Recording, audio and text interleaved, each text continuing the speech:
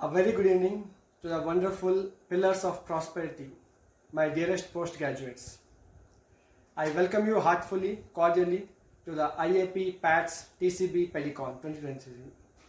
As a jury, I, Dr. Satish Vadapalli, Head of Department Neonatology, Apollo Hospital, would be very happy to share how to make a remarkable presentation in 3 minutes.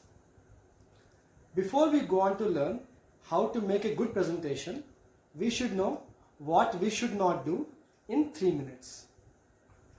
I'm quite sure all of your slides must have a lot of content, but in this presentation, we are limiting it to 3 minutes, crisp and clean.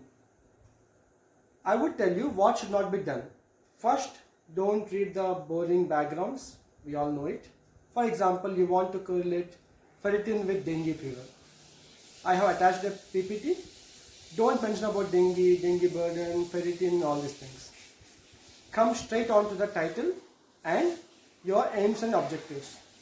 In the first minute, you are supposed to speak the title, aims, objectives and methodology.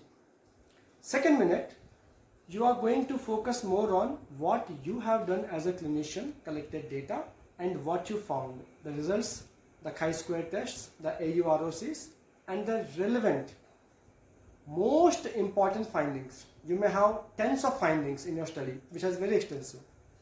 We are focused on the top 2 or 3 findings.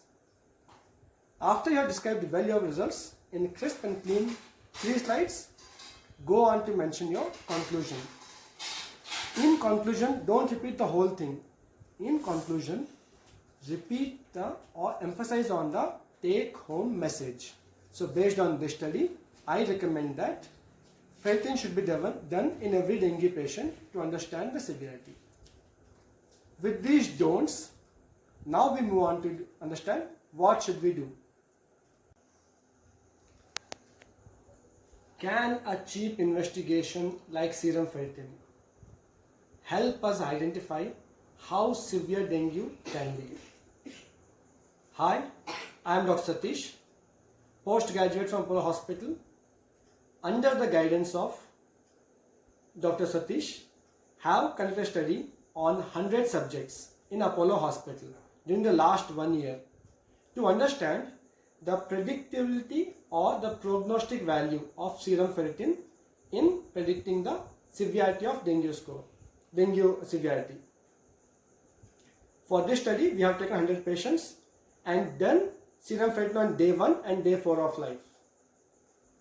As you can see in the slides below, day 1, serum ferritin could identify 85% of the severity in dengue, and on day 4, the prediction value rose up to 94%, which is very well shown by the AUROC graph, which reaches 94% accuracy. With these results, we conclude that serum ferritin can be used as a very cheap, inexpensive, easily available investigation that can predict the outcome of dengue severity in clinical setting. I recommend ferritin should be done on day 1 and day 4 for all the patients who are dengue positive. Thank you all. Any questions?